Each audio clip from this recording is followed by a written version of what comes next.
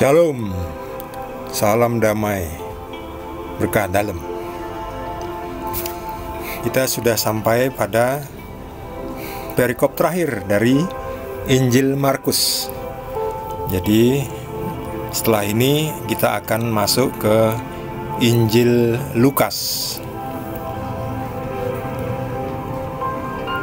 Perikop terakhir dengan judul Yesus beberapa kali menampakkan diri dan mengutus murid-muridnya. Yesus terangkat ke surga.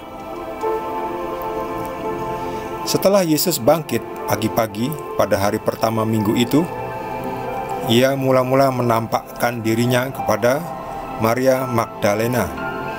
Daripadanya, Yesus pernah mengusir 7 setan. Lalu perempuan itu pergi memberitahukannya kepada mereka yang selalu mengiringi Yesus dan yang pada waktu itu sedang berkabung dan menangis. Tetapi ketika mereka mendengar bahwa Yesus hidup dan telah dilihat olehnya, mereka tidak percaya. Sesudah itu, Ia menampakkan diri dalam rupa yang lain kepada 2 orang dari mereka ketika keduanya dalam perjalanan keluar kota. Lalu kembalilah mereka dan memberitahukannya kepada teman-teman yang lain. Tetapi kepada mereka pun teman-teman itu tidak percaya. Akhirnya Ia menampakkan diri kepada ke-11 orang itu ketika mereka sedang makan, dan Ia mencela ketidakpercayaan dan kedegilan hati mereka, oleh karena mereka tidak percaya kepada orang-orang yang telah melihat Dia sesudah kebangkitannya.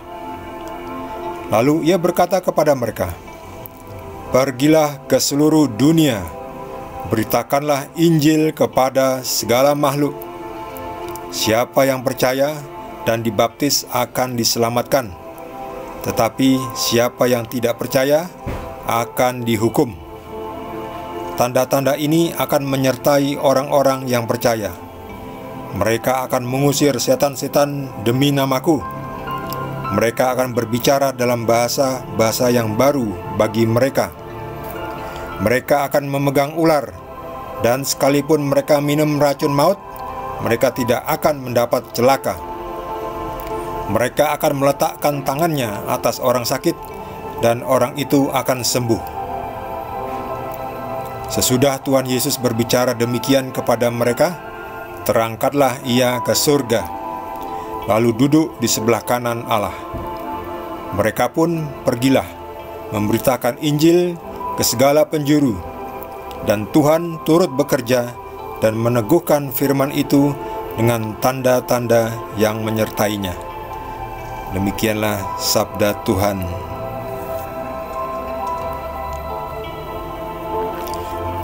Setelah Yesus bangkit, Yesus menampakkan diri kepada murid-muridnya. Murid-muridnya ini adalah saksi-saksi hidup. Yang pertama, menampakkan diri kepada Maria Magdalena. Ini Maria Magdalena ya, orangnya cantik. Dia dulu pernah mengalami peristiwa yang tidak enak ya. Jadi dihinggapi 7 setan ya.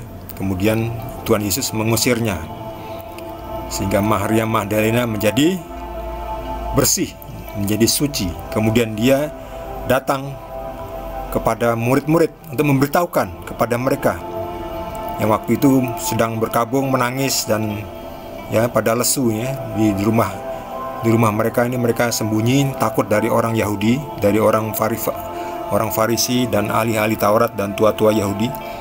Mereka ini bersembunyi, takutnya. Maria Magdalena datang setelah ditampaki oleh Yesus. Maria Magdalena segera menemui murid-murid Yesus nih yang sedang berduka. Tapi mereka tidak percaya ya, sayang sekali ya. Tetapi ketika mereka mendengar bahwa Yesus hidup dan telah dilihat oleh Maria Magdalena, mereka tidak percaya ya. Ya inilah, tidak percaya kepada saksi hidup, apalagi pada saksi yang bohong ya. Kalau saksi hidup saja yang jujur saja tidak percaya, gimana pada saksi yang bohong ya. atau malah percaya pada saksi yang bohong. Nah, itulah kelemahan manusia ya. Nah, Yesus tidak berhenti sampai di situ. Yesus juga menampakkan diri dalam rupa yang lain ya, dalam rupa yang lain ya. Mungkin waktu itu tampangnya tidak dikenali oleh kedua murid ini. Ini sepertinya murid yang berjalan ke Emmaus ya. Mereka berjalan ketika itu menemui seorang ya, tapi mereka belum mengenali Yesus ya. Belum mengenal Yesus, mungkin karena Yesus sudah pangling tampangnya ya, karena sudah bangkit ya. Tubuhnya adalah tubuh kemuliaan. Jadi mereka tidak mengenal Yesus. Tapi setelah sampai di Emmaus dan ketika mereka ini Tuhan Yesus memecahkan roti, mereka baru terbuka matanya ya, mengetahui bahwa oh, itu ternyata Yesus. Lalu Yesus menghilang ya. Terus kedua orang ini segera kembali menemui teman-temannya ya. Tapi mereka pun tidak percaya ya.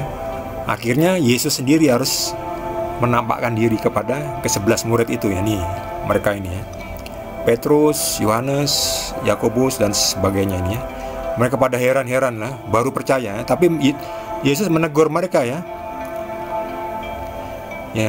karena kedegilan hati mereka, karena mereka tidak percaya kepada orang-orang yang telah melihat dia sesudah kebangkitannya ya. Tidak percaya ya. Mau percaya sama siapa ya? Mau percaya sama orang-orang penipu. Nah, itulah salah sendiri ya. Percaya malah kepada penipu. Percaya kepada orang yang bisa dipercaya ya, pada murid-murid Yesus ini, yang sudah melihat langsung dengan mata sendiri ya. Yesus menegur ya. Akhirnya karena mereka tidak percaya, akhirnya mereka ditampaki juga oleh Tuhan Yesus ya. Mereka mengecek nih tangannya yang masih luka ya. Ya tentu sudah sembuh ya. Sebagian sudah sembuh ya. Karena tubuhnya sekarang adalah tubuh kemuliaan. Lalu setelah mereka percaya, yakin bahwa itu adalah Yesus, kemudian Yesus mengutus mereka ya. Pergilah ke seluruh dunia, beritakanlah Injil kepada segala makhluk. Siapa yang percaya dan dibaptis akan diselamatkan. Siapa yang tidak percaya akan dihukum. Jadi kenapa harus dibaptis ya? Dibaptis itu dilahirkan kembali di dalam roh ya. Siapa yang tidak hidup dalam roh tidak bisa masuk ke dalam kerajaan surga. Karena kerajaan surga itu kerajaan roh ya, bukan kerajaan fisik manusia seperti di dunia ini ya. Kerajaan surga, kerajaan Allah itu adalah kerajaan roh. Kita harus hidup di dalam roh. Kita harus dilahirkan kembali di dalam roh. Itulah dibaptis, dan mereka baru bisa diselamatkan.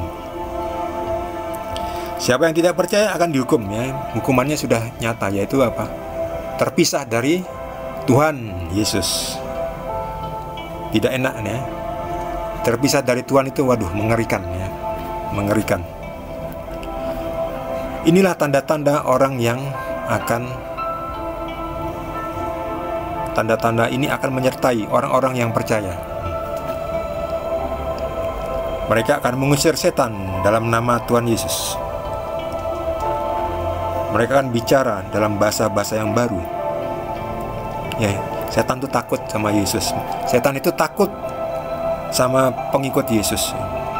Tapi pengikut Yesus yang anget-anget, dingin, nggak panas, nggak dingin, cuma suam-suam kuku ya, yang cuma setengah-setengah hati itu, yang ngikuti Yesus setengah-setengah hati itu, oh benar, setan malah ketawa ya. Malah berani. Makanya banyak pengikut Yesus yang setengah hati itu, yang tidak melakukan, cuman senang saja mengikuti Yesus tapi tidak melakukan apa yang diperintahkan Yesus. Mereka senang, setan tuh malah masih nempel sama mereka ya, karena tahu bahwa seorang ini cuma munafik ini, setengah hati ya, nggak panas nggak dingin, suam-suam kuku itu. Yang begitu itu, yang setengah-setengah itu tidak disukai oleh Tuhan ya, dibuang juga oleh Tuhan ya. Kamu tidak panas nggak dingin ya.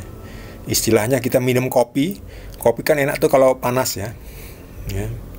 Kalau sudah nggak dingin, nggak panas, seperti air biasa, air keran gitu, mana enak minum kopi seperti itu ya. Ya dibuang aja kopinya ya. Lebih enak es kopi sekalian dingin ya. Kopi yang dingin itu malah enak ya. Namanya es kopi itu enak. Pokoknya harus dingin atau harus panas. Jangan setengah-setengah.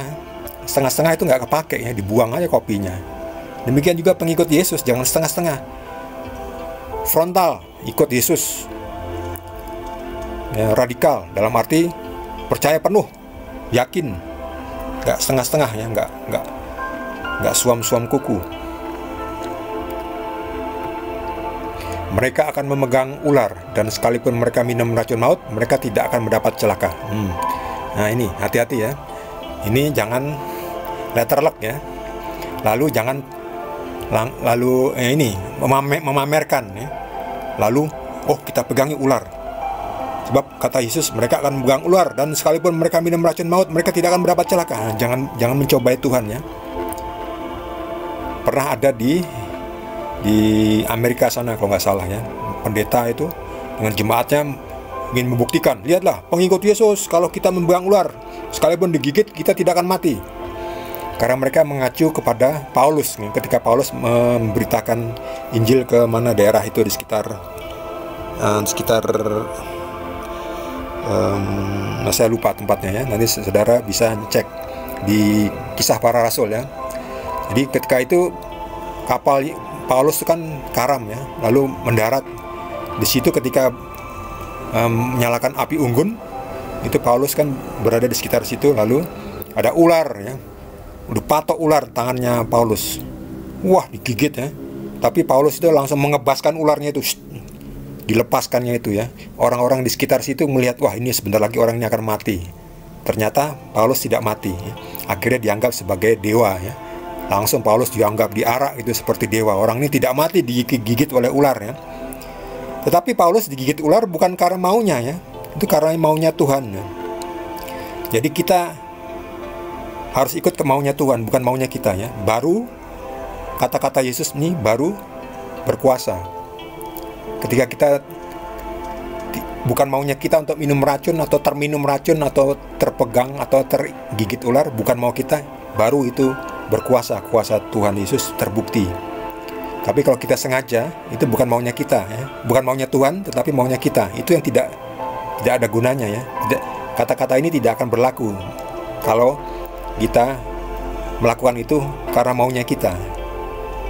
Kita harus melakukan apa maunya Tuhan. Apa maunya Tuhan Yesus, bukan maunya kita. Kalau kita melakukan apa maunya kita, maka kalimat ini tidak akan sakti lagi, tidak akan berpengaruh, tidak akan berfungsi. Demikian juga mereka akan meletakkan tangannya atas orang sakit dan orang itu akan sembuh ya. Tapi kalau sudah masang tarif ya, udah komersial, itu hilang tuh, kesaktiannya hilang. Karena Yesus memberikan secara gratis, berikanlah juga secara gratis ya. Bukan berarti kita tidak boleh mendapatkan bantuan ya, untuk toh pelayan Tuhan juga butuh makan kan, butuh tempat tinggal ya. Tapi bukan lalu komersial ya. Karena kalau komersial nanti hilang itu kesaktian dari Tuhan Yesus, itu hilang. Talenta dari Tuhan Yesus akan hilang. Sesudah berkata demikian, terangkatlah Yesus ke surga dan duduk di sebelah kanan Allah. Loh, kok di sebelah kanan Allah? Berarti Yesus bukan Allah. Bukan gitu maksudnya. Di sebelah kanan Allah ini istilah ya. Artinya Yesus itu setara dengan Allah, sama dengan Allah. Karena kita kan masih terikat ruang dan waktu ya. Ada kanan, ada kiri, ada depan, ada belakang, ada atas, ada bawah ya. Yesus di sebelah kanan Allah, berarti Yesus sama dengan Allah, setara ya. Makanya Yesus pernah bilang juga, siapa sudah melihat aku, sudah melihat Bapa. Karena Bapa dan aku satu, bukan dua ya. Jadi dalam Yesus itu adalah Bapa. Siapa sudah melihat aku, sudah melihat Bapa. Berarti Yesus adalah Bapa juga dong. Itu memang sulit untuk dipahami kalau hanya dipahami dengan otak kita. Karena otak kita terbatas ya. Kita harus memahami dengan roh ya. Untuk itu kita harus dibaptis, dilahirkan dalam roh, baru kita bisa mengerti apa yang dimaksudkan oleh Tuhan Yesus.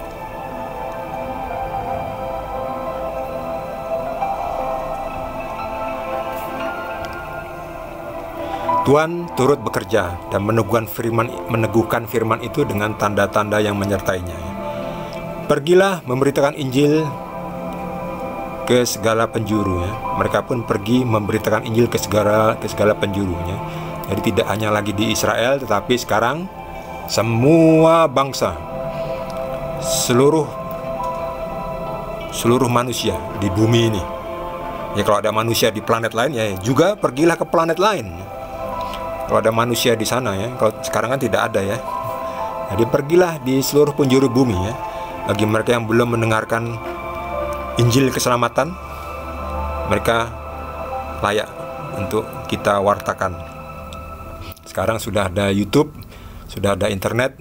Sekarang lebih mudah untuk mewartakan Injil ya, asal mereka punya akses, tentunya akses peralatan, app juga untuk bisa mengakses untuk membaca Injil keselamatan.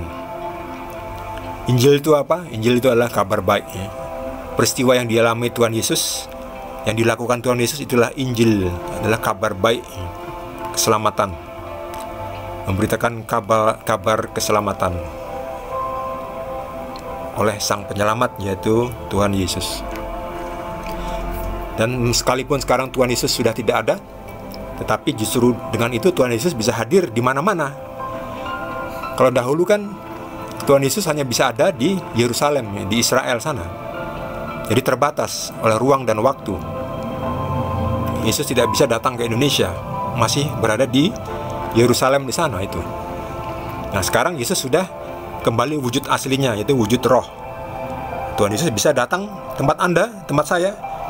Bisa ada di Amerika, bisa ada di Indonesia, bisa ada di Israel, bisa ada di Papua Nugini, di mana-mana. Bahkan di bulan pun, kalau ada orang di bulan, mungkin astronot lagi ada di bulan ya, Yesus bisa mendatangi mereka ya, merasakan kehadiran Tuhan Yesus juga di bulan ya, di Mars, di Jupiter, atau di planet manapun yang bisa ditinggali manusia ya. Tapi untuk sekarang hanya bumi yang bisa ditinggali manusia.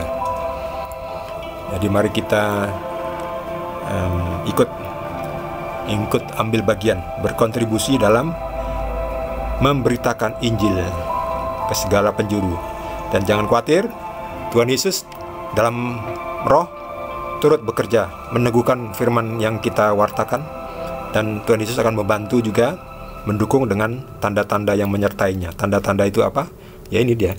Kalau kita meletakkan tangannya atas orang sakit, kita mendoakan, orang itu akan sembuh. Sesuai dengan kehendak Tuhan tentunya ya, bukan kehendak kita ya.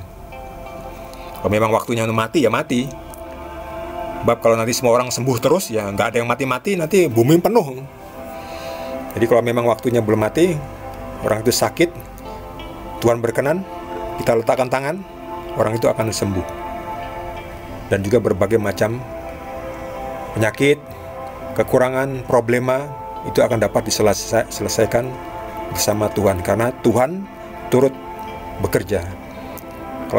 Kalau kita bekerja tanpa Tuhan bekerja di dalam kita, itu nggak ada gunanya. Kita tidak bisa menghasilkan buah, tidak bisa menghasilkan hasil yang baik. Hasilnya adalah hasil kita, kemauan kita ya, bukan kemauan Tuhan.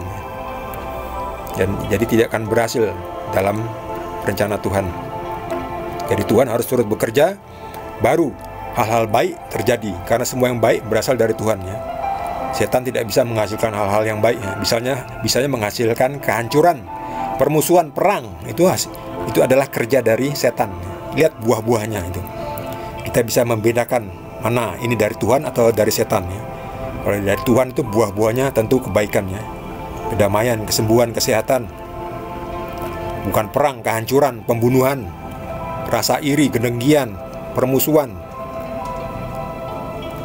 kesesatan ya, kebingungan, itu bukan dari Tuhan, itu adalah dari setan yang selalu membingungkan manusia. Bagi saudara yang mendapatkan tambahan pengetahuan dari Tuhan Yesus, boleh juga berbagi dengan kita semua. Boleh juga didukung channel ini dengan klik subscribe bagi yang belum subscribe. Kita akan lanjutkan di video berikutnya dengan Injil Matius, Markus, Lukas, dengan Injil Lukas. Terima kasih. Tuhan Yesus berkati kita semua.